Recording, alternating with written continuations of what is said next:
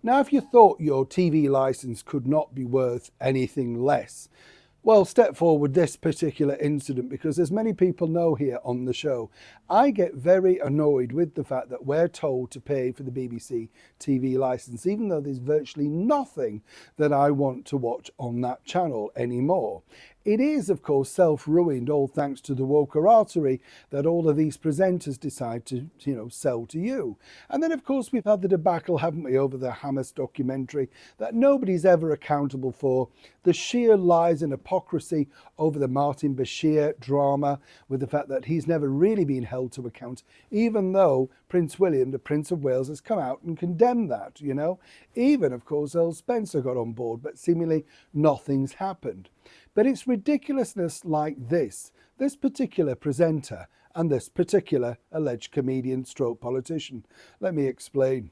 Hi, lovely to see you. You all right? Thank you so much as ever for joining me today in the very warm studio while we brave it out away, of course, from the debacle that is the British weather. It is odd, isn't it? In this climate today, we're not allowed to say anything for fear of being cancelled or written off or whatever. But the common sense amongst us knows what is the true story. If a cat's a cat, it's a cat. A dog is a dog.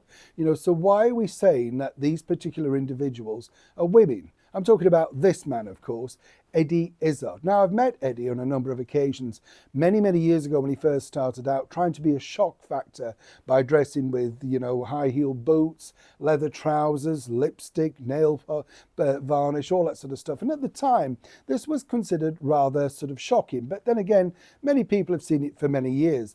David Bowie, of course, did it many, many years ago to shock many and, of course, became an international superstar. Now, Eddie Izzard apparently likes to dress more or less full time in this outfit, right? And he likes to be called Susie, it's just ridiculous, right? Now, he was on the BBC Radio 4, and he was being interviewed by this lady, Anita Anand, and apparently all things went haywire because she got the pronouns wrong.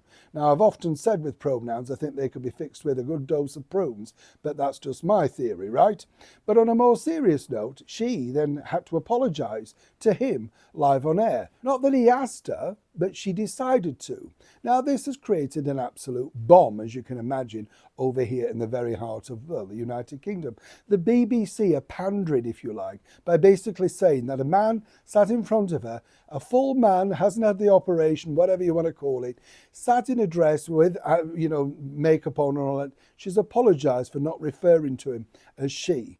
It is ridiculous. And as I said at the start of this video, really, if you think about it, if the BBC wanted to wipe off anything that they've got left, semblance in, of course, any respect, then things like this do nothing to help them at all. Now, Eddie Izzard, as I say, a charming man, very sweet, very nice, but he's a fella in a frock. Years ago, there was a very successful fella in a frock who knew he was simply that. Danny La Rue made an incredible amount of money and a lot of people very happy with his comedy, as did another fellow star, Lily Savage, good friend of Queen Camilla, Paul O'Grady. They got a grip of it, knew what they were. Why is Eddie Izzard trying to go down this route?